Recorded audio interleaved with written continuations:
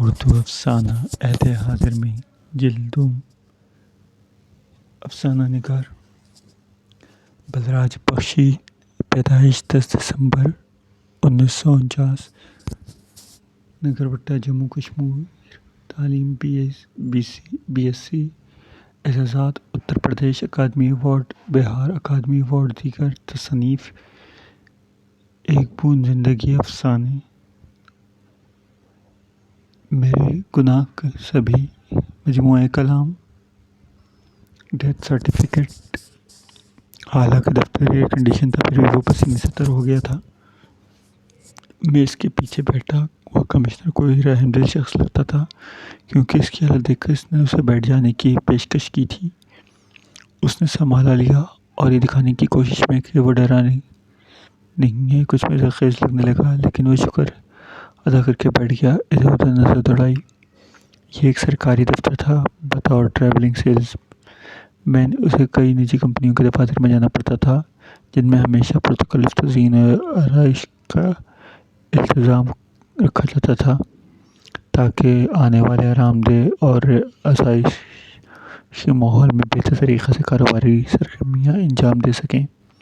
لیکن سرکاری دفتر کی طرز تعمیر میں آسائش زیادہ حکومت کے رعب الاقتدار کا برملا اظہار و ملحوظ رہتا ہے تاکہ آنے والے کسی حد تک خائف ہو جائیں۔ اس لیے وہاں دانستہ سادہ کوشی کے ساتھ ساتھ غیر معمولی صفات کے حامل تواریخی شخصیتوں کی تصاویر آویزاں کی گئی تھیں تاکہ انہیں دیکھ کر عام آدمی مرعوب ہو کر اپنی کم مائیگی سے آگاہ ہو جائے، آشا سے کمتری میں مبتلا ہو کر کرسی نشین افسر کے حکم کو تسلیم کر دے۔ کمشنر نے فائل پر سے نظر اٹھا کر چشمہ اتارا اور فائل میں سے ایک دو صفحے نکالے اسے دکھا کر کہنے لگا، یہ وزارت داخلہ کی رپورٹ ہے۔ پچھلے سال جو حکومت مخالف جلوس نکلے تھے نا، تم ان میں پیش تھے۔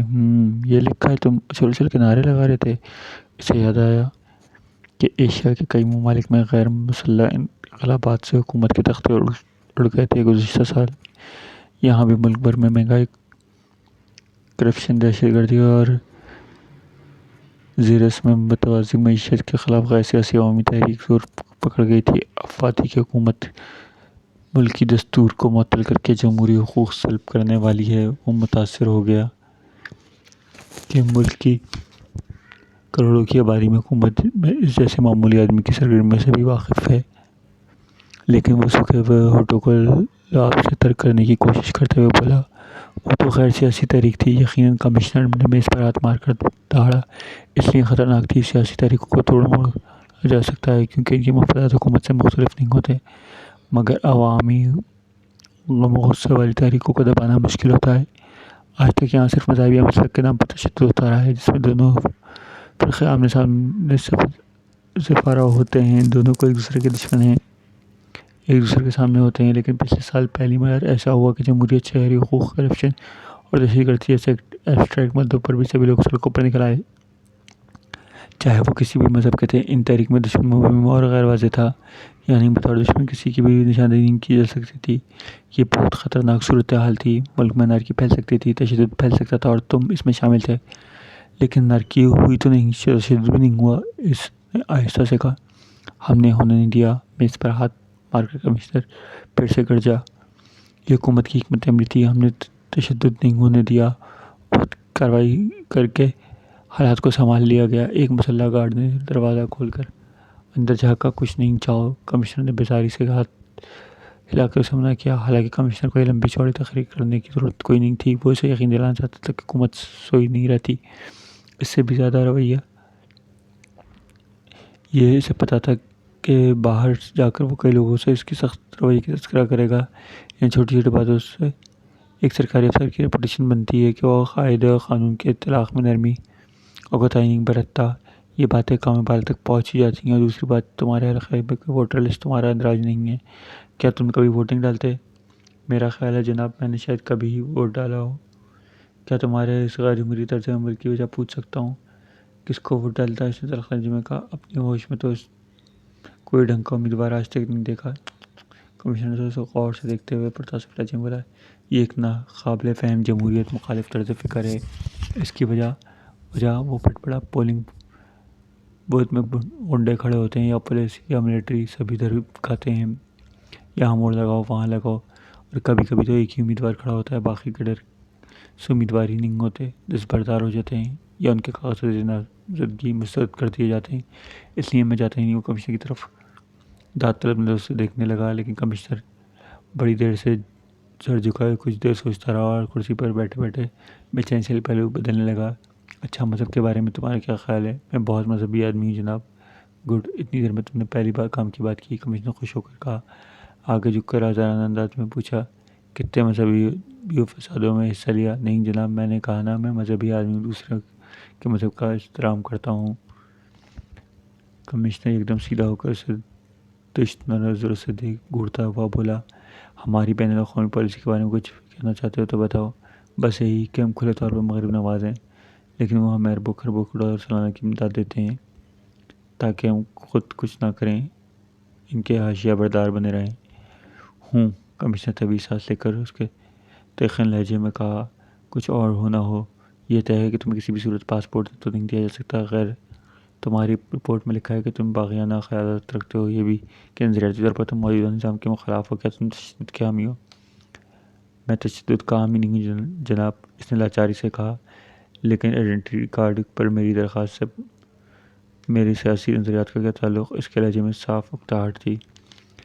इस कम फहमी पर कमिश्नर कुछ देर उसे तरहम-आमेज़ नज़रों से घूरता रहा, फिर बोला, आइडेंटिटी कार्ड महज एक कागज़ का टुकड़ा नहीं है, वो जो किसी रद्दी फरोश की दुकान से आसानी से मिल जाए।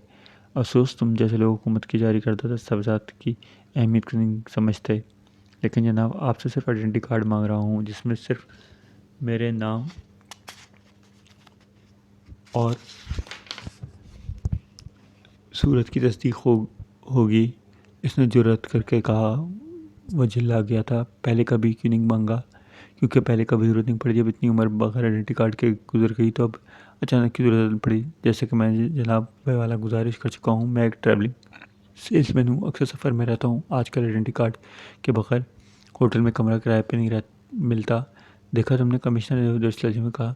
देखा इस सरकारी दस्तावेज़ की अहमियत? आइडेंटिटी कार्ड, लेकिन ये दस्तावेज़ात जारी करदा हमारे दफ्तर की जिम्मेदारी है और तुम्हारे पास तुम्हारी शनाख्त आइडेंटिटी साबित करने का कोई सबूत नहीं है। यहाँ तक कि हमारे दफ्तर की फहरिस्त में दर्ज शहर के जी हैसियत मअज़ूज़ीन जिन्हें हमने तकरीबात में हर साल बाकायदगी से मदऊ करते हैं, इनमें से वो मतबर हज़रात का हवाला भी तुम मुहैया नहीं कर सके जो बयान दें कि तुम्हें वाकई जानते हो। मैं पहले अर्ज़ कर चुका हूँ जनाब, मैं ट्रैवलिंग सेल्समैन हूँ, कई साल से सफ़र में ही हूँ और फिर हो सकता है आपके दफ्तर की नज़र में जो मोतबर मअज़ूज़ीन हैं, मैं इन्हीं में सिरे से मअज़ूज़ी ना समझता हूँ, इसलिए मैं इनसे कनियों से ज़ाती तौर पर जानता हूँ।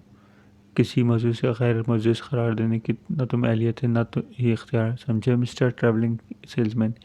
गैर ज़रूरी बेनात से इस्तराज़ करो। कमिश्नर का लहजा तेज़ाबी हो रहा था। सच तो है जनाब कि वैसे भी यहाँ के मौजूदीन से कम ही मुतारिफ हूँ। इसने डिप्टी कमिश्नर को कमाईगी का इजहार करके मौके संभालने की कोशिश की। ज़्यादा या वो तुमसे मुतारिफ नहीं है, इसने ज़रूरी लहजे में कहा। ट्रैवलिंग सेल्समैन हैं, क्या बेचते हो? जगह जगह घूमकर इनकलाबी ख़यालात? देखिए जनाब, मेरा सियासी नज़रियात का मजाक उड़ाने का आपको कोई इख्तियार नहीं। इदारे इससे एहसास हुआ कुछ ज़्यादा ही गुस्ताख हो गया है। कमिश्नर से खूनख्वार नज़र से घूरने लगा, फिर वो चिल्लाया, मैं तुम्हें बताऊं कि मेरे इख्तियार में क्या है? तुम नाली के कीड़े, गंदगी के ढेर, मामूली इंसान। तुम्हारी आइडेंटिटी ही क्या है? जलील सुअर। वो हाथने लगा।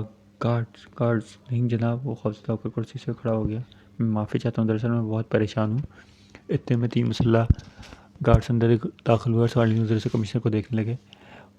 वो काँपने लगा, कमिश्नर के पैरों पर गिर पड़ा। कमिश्नर पर तो पहले से अपने सांसों पर काबू पाता रहा। फिर बामूल में आने के बाद सरकारी दफ्तर में अदम तबाकुनोशी कानून खिलाफ वर्जी में इसने सिगरेट सुलगाया और 3 लंबे लंबे कश लेकर मुंह और नाक से धुएं का अखराज किया। कांपते गिड़गिड़ाते साहिल को देखकर कमिश्नर को इत्मीनान हुआ और वो ढीला पड़ने लगा। दरअसल निस्बतन एक नरम तबीयत आदमी था। थोड़ी देर बाद उसने गार्ड की तरफ देखा। کچھ نہیں، واپس جاؤ، اس نے عائشہ سے کہا۔ اسے اشتہائی نظروں سے دیکھنے لگا۔ جب مایوسی واپس گئے تو اس کی جان میں آئی۔ وہ جانتا تھا کمشنر خوشنودی حاصل کرنے کے لیے اشارہ ملتے ہی گارڈ کو شکاری کتوں کی طرح اس کو دیا پیچھا کر دیتے۔ کمشنر معمول پہ آ گیا۔ کوئی بھی سرکاری فیصلہ لیتے وقت وجوہات و شواہد کا حوالہ دینا پڑتا ہے، لیکن تمہارا کیس کتنا پیچیدہ ہے تمہیں پتہ ہی نہیں۔ اس نے فائل الٹی کر کے اس کی طرف بڑھائی کہ دیکھو تمہاری تاریخ پیدائش بھی درست نہیں ہے، میونسپل پارٹی کے برتھ سرٹیفکیٹ میں کچھ اور ہے اور یونیورسٹی کے ریکارڈ میں کچھ اور، جس سے صورتحال میں شکوک ہو جاتی ہے۔ اچھا، ایک اور بڑی بات، راشن کارڈ تو ہے ہی نہیں۔ جناب، میں ابھی اسکول ہی میں تھا کہ میرے والدین نے ایک ایجیٹیشن کے دوران مارے گئے۔ میں کبھی کہیں راشن کارڈ بنوایا ہی نہیں، مجھے تو ان باتوں کا پتہ ہی نہیں۔ ہیں؟ ایجیٹیشن میں مارے گئے؟ حیرت سے کمشنری کی بھوئیں ماتھے پر چڑھ گئیں۔ تو یعنی کہ تمہارا حکومت مخالف رویہ کی پشتی ہے؟ کیس مزید پیچیدہ ہوتا جا رہا ہے۔ نہیں جناب، میرے والدین اپنے گھر میں تھے، باہر سے ایجیٹیشن ہو رہی تھی، پولیس کے ایک مشتعل ہجوم پر قابو پانے کی کوشش کر رہی تھی۔ ٹیئر گیس کا ایک گولہ گھر کے راستے میں آ کر میرے والد کے سر پر لگا، وہ وہیں ختم ہو گئے۔ والدہ دمے کی مریض تھیں، چھوٹے سے کمرے میں اتنی گیس پھیلنے سے ان کا دم گھٹ گیا۔ اور تم بچ گئے؟ کمشنر نے ہونٹ تنزیہ لہجے میں کہا۔ ظاہر ہے تم ابھی پیدا نہ ہوئے ہوگے، میں اس وقت اسکول میں تھا۔ حالانکہ ایجوکیشن والے دن ہم اسکولوں میں چھٹی کر دیتے ہیں تاکہ طلباء کو قومی مشکلیں میں حصہ لے سکیں۔ اصل میں ایجوکیشن اچانک ہو گئی تھی، حکومت کو بر وقت پتہ نہ چل سکا۔ بات یہ تھی کہ ایک ندی کا پانی اچانک میٹھا ہو گیا۔ کچھ لوگ کہنے لگے بھگوان کی مایا ہے، کچھ کہنے لگے اللہ کا معجزہ ہے۔ بات کو پتہ چلا کہ ڈائریکٹر محکمہ فوڈ سپلائی اور ڈپٹی انسپکٹر جنرل پولیس کے درمیان کچھ غلط فہمی ہو گئی اور راشن کی چینی کی بلیک پکڑنے کے لیے پولیس نے کئی جگہ چھاپے مارے، کچھ لوگ پکڑے بھی گئے۔ ایک دکاندار نے بر وقت پتہ چلنے پر اس نے چینی 40-50 بوریاں ندی میں ڈال دی تھیں۔ اچھا، کمشنر نے جیسے ترہم آمیز نظر سے دیکھا۔ چینی کی 50 بوریاں ندی میں پھینک دی گئیں اور حکومت کو پتہ ہی نہیں چلا۔ لگتا ہے حکومت کے بارے میں تمہاری معلومات انتہائی ناقص ہیں، حکومت کو سب پتہ ہوتا ہے۔ کیس کافی پیچیدہ ہوتا جا رہا ہے۔ خیر، تمہارے والدین کی موت کا معاوضہ تو تمہیں ملا ہی ہوگا، کیونکہ ایجوکیشن میں پولیس کے ہاتھوں مارے جانے والے لواحقین کو امدادی کرنا قومی ذمہ داری بنتی ہے ہماری۔ نہیں جناب، نہیں۔ کیوں؟ اس لیے کیونکہ وہ پولیس فائرنگ میں نہیں مرے تھے، وہ ایجیٹیشن میں بھی حصہ نہیں لے رہے تھے۔ انکوائری ہوئی، ان کی موت کو حادثاتی موت قرار دیا گیا، یا کہتے ہیں آسمانی آفت، ایکسیڈنٹ آف گاڈ قرار دیا گیا۔ خیر، تمہارے والدین کی وفات مفصل رپورٹ بھی فائل میں لگانی پڑے گی، لیکن اس میں تو مہینوں لگ جائیں گے جناب، جب تک تو میرا بیرون شہر جانا مشکل ہو جائے گا۔ میں کچھ نہیں کر سکتا۔ کمشنر کے اندر چکا ضابطۂ کارروائی تو بہرحال پوری کرنی پڑے گی۔ اچھا، کوئی دو ایسے گواہ جو تمہارے پاس تمہیں 20 سال سے زیادہ سے جانتے ہوں، تمہارے ایک چال چلن کی ضمانت دے سکیں۔ پچھلے 20 برسوں میں مجھے اپنی جائے سکونت کی کئی بار بدلنا پڑا، پھر بتاؤں میں کیا کروں؟ کمشنر نے مایوسی سے سر ہلاتے ہوئے کہا۔ مشکل ہے، میں تمہارے لیے کچھ نہیں کر سکتا۔ حالات لوگ جعلی شناختی کارڈ بھی حاصل کر لیتے ہیں، جھوٹی گواہیاں بھی، جھوٹے کاغذات دے کر، مگر میں اس سلسلے میں بہت سخت ہوں۔ اصل میں آئیڈینٹی کارڈ ایک بنیادی دستاویز ہے جو ایک شہری کی علاقائی، زبانی، مذہبی، ثقافتی شناخت اور بلڈ گروپ کا ثبوت ہوتا ہے۔ لیکن جناب، مجھے یہ سب نہیں، صرف جسمانی وجود کا ثبوت چاہیے۔ یہ میں ہوں اور یہ میرا نام، بس۔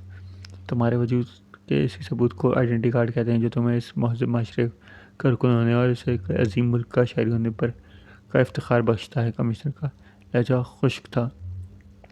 مجھے پتہ ہے جناب، اس نے جھوٹ بولا، حالانکہ اسے بالکل بھی احساس نہیں تھا کہ اس کا ملک کا شہری ہونا رشک آمیز ہے۔ وہ ان سے قبل وطن پرستانہ اصطلاحوں سے سخت متنفر تھا اور ان دفتری ضابطوں کو بھی ناگزیر تصنیعی اوقات سمجھتا تھا۔ مجھے افسوس ہے، میں تمہاری کوئی مدد نہیں کر سکتا، کمشنر نے آنسونی کر کے کہا، لیکن مجھے یقین ہے میں یہاں سے باہر جا کر تم کہو گے میں نے ہر طرح سے تمہاری مدد کرنے کی کوشش کی، مگر تمہارے پاس ہی ضروری دستاویزات نہیں تھے۔ یہ غلط بھی نہیں ہے۔ خیر، اب تم جا سکتے ہو۔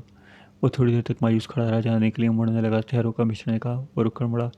بلا واسطہ یا بلا واسطہ، تمہارا نام پہلے ہی 2 ایجیٹیشنوں سے جڑ رہا ہے۔ تمہارا مسلسل حکومت مخالف رویہ تمہارے لیے پریشان کن ثابت ہو سکتا ہے۔ میرا مشورہ ہے آئندہ محتاط رہو۔ کمشنر کی تنبیہی لہجے میں کہا۔ ایک بار پھر دفتر میں عدم تمباکو نوشی کی قانونی شکنی میں سگریٹ کو سلگانے لگا، پھر کچھ لمحے خاموش کھڑا رہا، پھر بولا، تو یہ طے ہے مجھے آئیڈینٹی کارڈ نہیں مل سکے گا؟ دیکھو کسی بھی طرح تمہارا ہونے کی دستاویزی ثبوت نہیں ہے، اس لیے جب تک تم ثبوت و شواہد فراہم نہیں کرتے تب تک نہیں مجھے افسوس ہے۔ تب پھر یقیناً آپ میرا ایک کام تو کر ہی سکیں گے نا جناب، اس نے کہا۔ مجھے خوشی ہوگی، تم ایک گمراہ کن لیکن باشعور شہری ہو، بات سمجھتے ہو۔ کہو کیا جناب والا مجھے ڈیتھ سرٹیفکیٹ عنایت فرمائیں گے؟ کیا مطلب؟ میرے 2 بچے ہیں جناب، کل انہیں اس قسم کی پریشانی کا سامنا کرنا پڑ سکتا ہے۔ اس نے لجاجت لہجے میں کہا، میں نہیں چاہتا کہ انہیں بھی کسی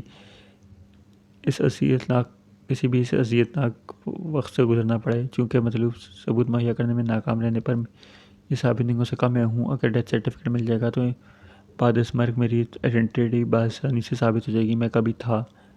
اور ڈیتھ سرٹیفکیٹ ایک سرکاری دستاویز ہو سکتا ہے ان کے کسی کام ہی آ جائے۔